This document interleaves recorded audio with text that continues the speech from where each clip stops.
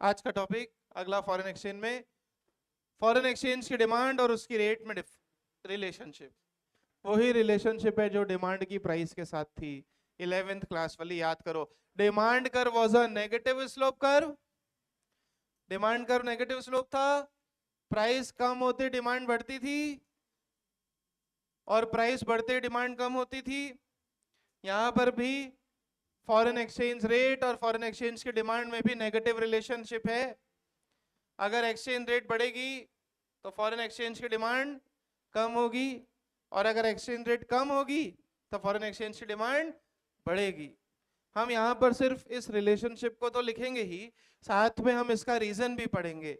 वहां पर भी याद करो, जब मैंने डिमांड पढ़ाया था तो आपको रीजन भी पढ़ाया था कि why there is a negative relationship between price and demand. और आज हम फिर से वही relationship with respect to foreign exchange पढ़ने वाले हैं। ठीक है, तो एक बार के लिए अगर बोला जाए कि फॉरेन एक्सचेंज का डिमांड कर्व बनाओ तो कुछ नया नहीं है। जैसा डिमांड कर्व आपने 11th क्लास में बनाना सीखा था मुझसे, वैसा ही डिमांड कर्व है। ऊपर से नीचे आता हुआ डाउनवर्ड स्लोप कर्व। वहां पर भी हम वाई एक्सिस पर जो है प्राइस लेते थे, एक्स एक्सिस पे क्वांटिटी। यहाँ पर भी जो है हमारी वाई एक्सिस पर प्राइस है और एक्स एक्सिस पर जो है फॉरेन एक्सचेंज की क्वांटिटी डिमांडेड। ऊपर प्राइस होता था वहां, नीचे क्वांटिटी होती थी एक्स एक्सिस पे, सेम। बोलोगे doubt, what is the relationship between price and demand for foreign exchange, या between exchange rate and foreign exchange demand? Negative relation. As exchange rate increases demand falls, वही पढ़ा था 11th में। And as exchange rate decreases demand increases. पर ऐसा क्यों, वो भी हम पढ़ेंगे। तो पहले जरा इतना लिख लो, फटाफट से लिखिए। Relationship between demand and price of foreign exchange. relationship between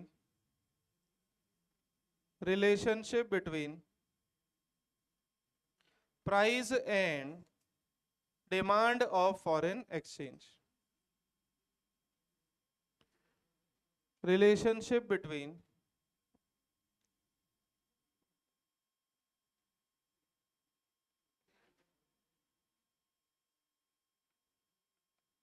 price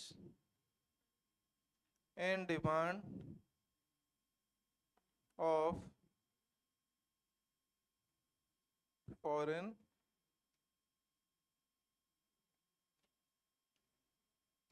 exchange की प्राइस और डिमांड में क्या रिश्ता है?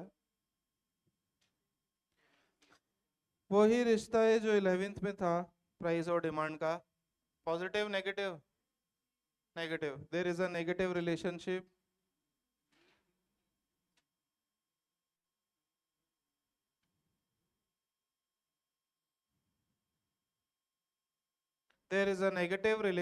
between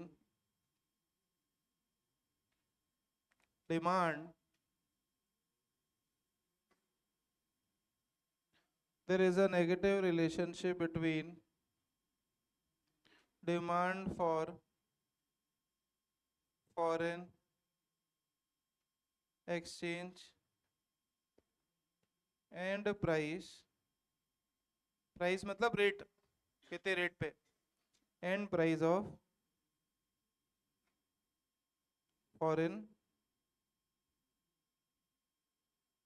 negative relationship between price of foreign exchange and demand of foreign exchange. That is, if price increases, बोलो demand, बोलो price increase demand. अरे negative का मतलब क्या है? प्राइस इंक्रीज डिमांड डिक्रीज, और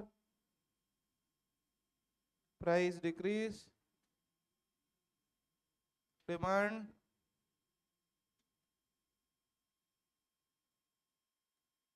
वहां भी ऐसे ही पढ़ा था, price demand curve negative slope और supply curve positive slope.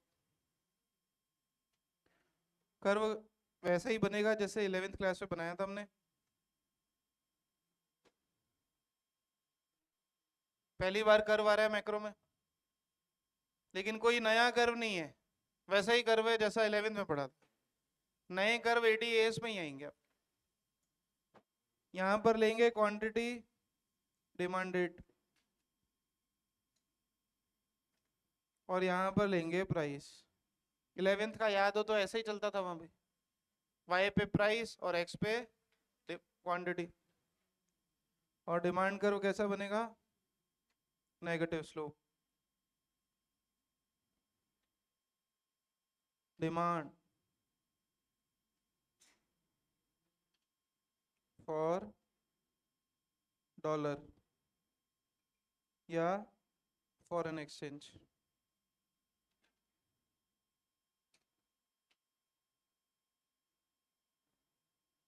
P Q कैसे प्रूव करते थे, देखो प्राइस बढ़ा, डिमांड, प्राइस बढ़ा सर पी से P1। इधर देखो एक बार डायग्राम में, प्राइस बढ़ा, डिमांड क्या हो गई नई वाली,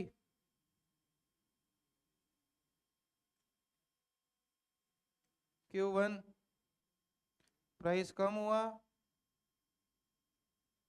डिमांड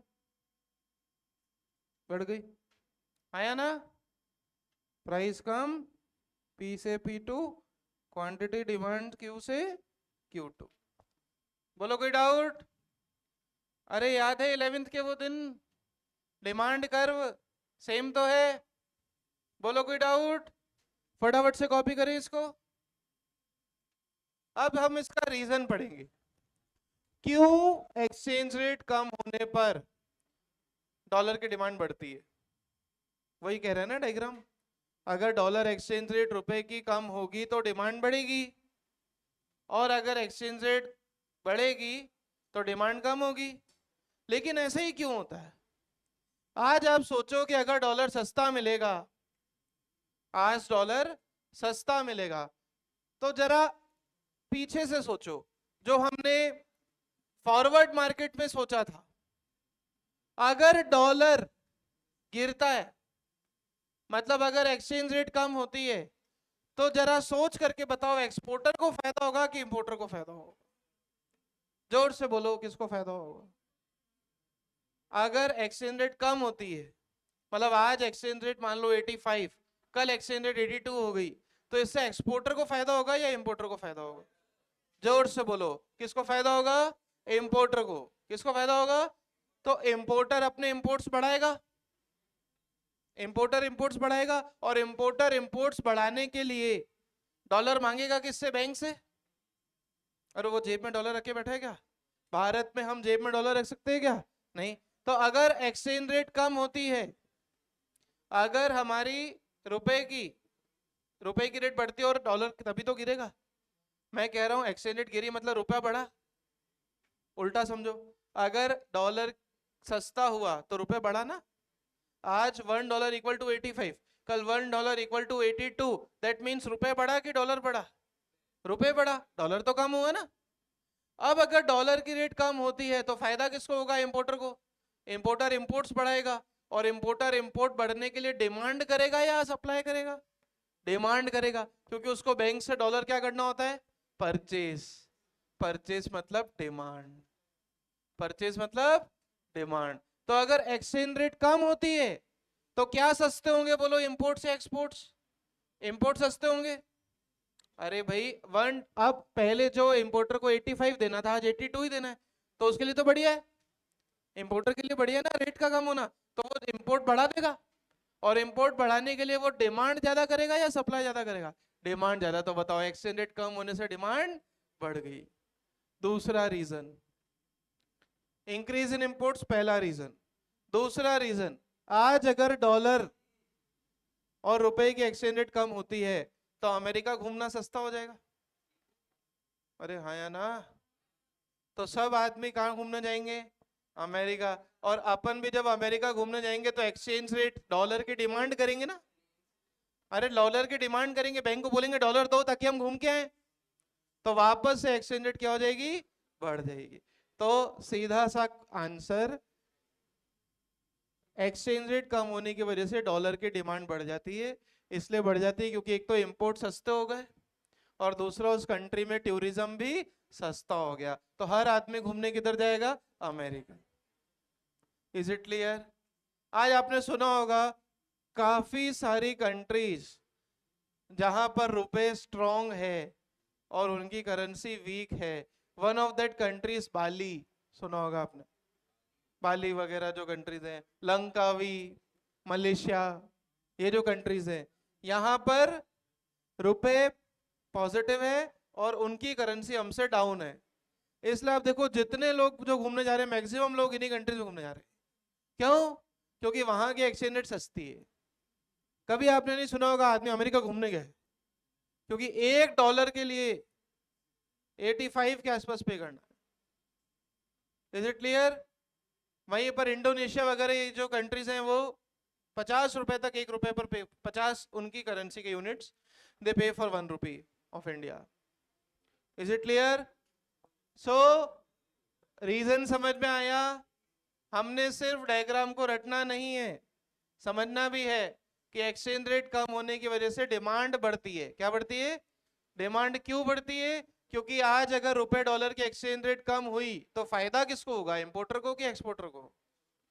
हमने पढ़ा था एक्सपोर्टर को नुकसान होता है एक्सचेंज रेट गिरने पे, इसलिए वो फॉरवर्ड सेल कॉन्ट्रैक्ट करता है। मैंने कहा था जब ये कॉन्सेप्ट पहली बार पढ़ा तभी मैंने कहा था इस पे पूरा चैप्टर टिका है आगे का, तो आप ध्यान रखना, नहीं तो याद कर लो। एक्सपोर्टर को नुकसान कब होगा? जब एक्सचेंज रेट कम होगी। लेकिन एक्सचेंज रेट कम होने पर फायदा किसको होगा? इंपोर्टर को फायदा होगा। तो इंपोर्ट्स बढ़ाएगा वो, और इंपोर्ट्स बढ़ाने के लिए बैंक से ज्यादा डॉलर मांगेगा। डॉलर मांगेगा मतलब डॉलर की क्या करेगा? डिमांड करेगा। तो एक्सचेंज रेट कम होते डिमांड क्या हो गई? बढ़ गई। और दूसरा टूरिज्म पॉइंट से भी समझ सकते हो, एक्सचेंज रेट सस्ती होगी मतलब वहां घूमना सस्ता हो गया, तो अपन डॉलर सप्लाई करेंगे कि डॉलर मांगेंगे बैंक से घूमने के लिए? डॉलर मांगेंगे ना, तो डिमांड क्या हो जाएगी? वापस बढ़ जाएगी। Is it clear? डॉलर की डिमांड बढ़ जाएगी। ध्यान रखना, अपन ने कर्व डिमांड फॉर डॉलर लिखा है, रुपए के रेस्पेक्ट में मत सोचना, रुपए के रेस्पेक्ट में उल्टा हो रहा है। Is it clear? हम वैसे भी चैप्टर फॉरेन एक्सचेंज पढ़ रहे हैं, सिर्फ डिमांड थोड़ी पढ़ा रहा हूँ। तो यहाँ जितने भी डिमांड और सप्लाई कर रहे सारे फॉरेन एक्सचेंज वाले। कौन से वाले? फॉरेन एक्सचेंज वाले। कोई डाउट? वापस समझाऊं? अब उल्टा सोचो, सप्लाई के बारे में सोचते। सप्लाई और एक्सचेंज रेट में जो रिलेशनशिप है कैसी होगी? पॉजिटिव। मतलब एक्सचेंज रेट बढ़ने पर सप्लाई क्या होगी? बढ़ेगी। सप्लाई क्यों बढ़ेगी? क्योंकि फायदा किसको होगा? अभी एक्सपोर्टर को। अभी फायदा किसको होगा? एक्सपोर्टर को। पहले वो $1 में 85 का एक्सपोर्ट करता था, अब वो $1 में 90 का एक्सपोर्ट करता है। अब अगर वो $1 में 90 का एक्सपोर्ट करता है तो उसको फायदे के लिए वो एक्सपोर्ट बढ़ाएगा, और एक्सपोर्ट बढ़ाएगा तो बाहर से डॉलर आएगा कि जाएगा? आएगा। और बाहर से डॉलर आएगा तो सप्लाई बढ़ेगी या डिमांड? सप्लाई बढ़ेगी। क्लियर? समझ में आया? कोई डाउट? कोई प्रॉब्लम? लिखो reasons behind negative slope of demand curve. कल नहीं, बस आज ये दोनों पढ़ा दिए पॉइंट, फटाफट से लिख ले। बोलो समझ में आया? पूरा का पूरा चैप्टर, वापस से बोल रहा हूं, पूरा का पूरा चैप्टर किस पर टिका है? एक्सपोर्टर और इंपोर्टर पे। बताओ एक्सपोर्टर को फायदा कब होता है? जब एक्सचेंज रेट बढ़ेगी। और उसको नुकसान कब होगा? जब एक्सचेंज रेट। लेकिन जब एक्सपोर्टर को नुकसान होगा तो फायदा किसको होगा? इंपोर्टर को। और इंपोर्टर ज्यादा इंपोर्ट करने के लिए, ज्यादा इंपोर्ट करने के लिए एक्सचेंज रेट की क्या करेगा? वो डिमांड करेगा। इसलिए प्राइस कम होती है, डिमांड क्या होती है? बढ़ती है। किसकी डिमांड? डॉलर की, रुपए की? डॉलर की। बोलो कोई डाउट? समझ में आया? लिखिए रीजंस बिहाइंड, इसी की सब हेडिंग लिख सकते हो आप, बिल्कुल इसी की सब हेडिंग लिख सकते हो, reason behind negative slope of demand करो। रीजन बिहाइंड, आप लोग लिखो, मैं नरेट कर रहा हूं, मेरी इच्छा नहीं है लिखने की। रीजन बिहाइंड, नालायक लिखो, reason behind behind negative slope of demand curve.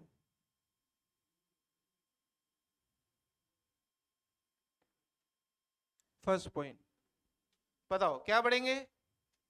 Exchange rate कम होगी तो क्या बढ़ेंगे? इंपोर्ट बढ़ेंगे। इंपोर्ट बढ़ेंगे तो इंपोर्टर डिमांड करेगा, तो डिमांड बढ़ गई। फर्स्ट पॉइंट लिखना, इंक्रीज इन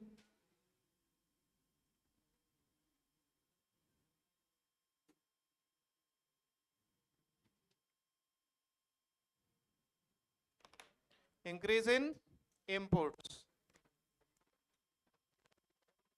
इसको वो लोग एग्जाम में कई बार उल्टा भी पूछ लेते हैं। वो लोग बोलते हैं बताओ एक्सचेंज रेट गिर गई, एक्सपोर्ट्स का क्या होगा? तो इंपोर्ट बढ़ेंगे तो एक्सपोर्ट क्या होंगे? क्योंकि एक्सचेंज रेट कम होने पे एक्सपोर्टर को नुकसान है, वो एक्सपोर्ट्स को क्या कर देगा? कम। तो एग्जाम में रिवर्स भी पूछ सकते हैं, इसका ध्यान रखना। अगर इंपोर्ट बढ़ रहे हैं तो एक्सपोर्ट क्या हो रहे हैं? कम। क्लियर? लिखो, if the price of foreign exchange, if the price of foreign exchange reduces, if the price of foreign exchange reduces, if the price of foreign exchange reduces,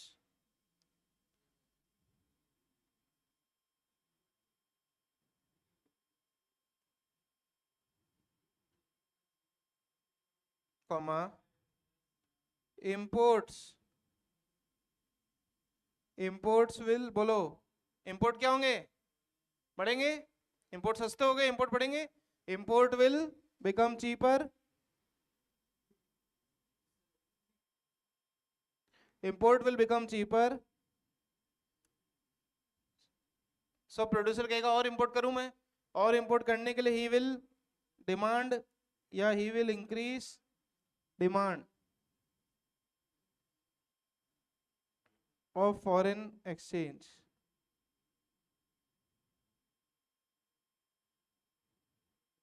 You will increase the demand of foreign exchange by increasing imports.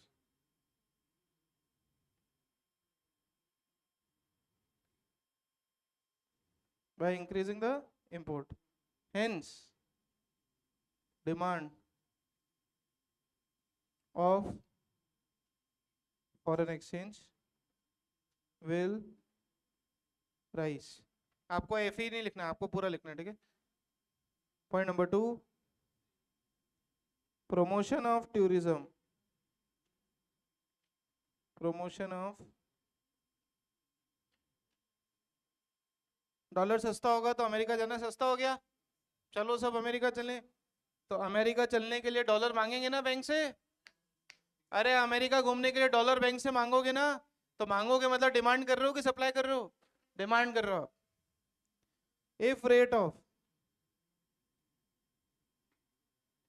if rate of foreign exchange falls, if rate of foreign exchange falls, it will promote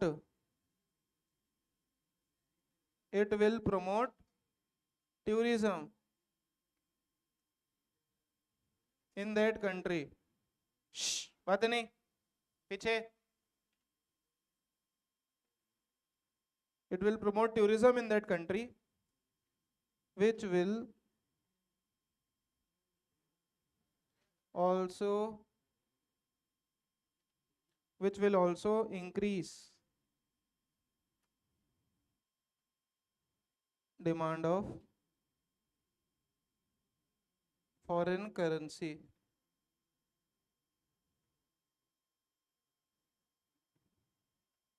clear?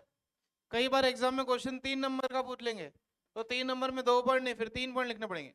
अगर export increase हो रहे हैं, हाँ import increase हो रहे हैं, तो third point आप क्या लिख सकते हो? Decrease in exports. अरे एग्जाम में 3 मार्क का पूछ ले अगर, तो ये 2 तो लिख ही देना।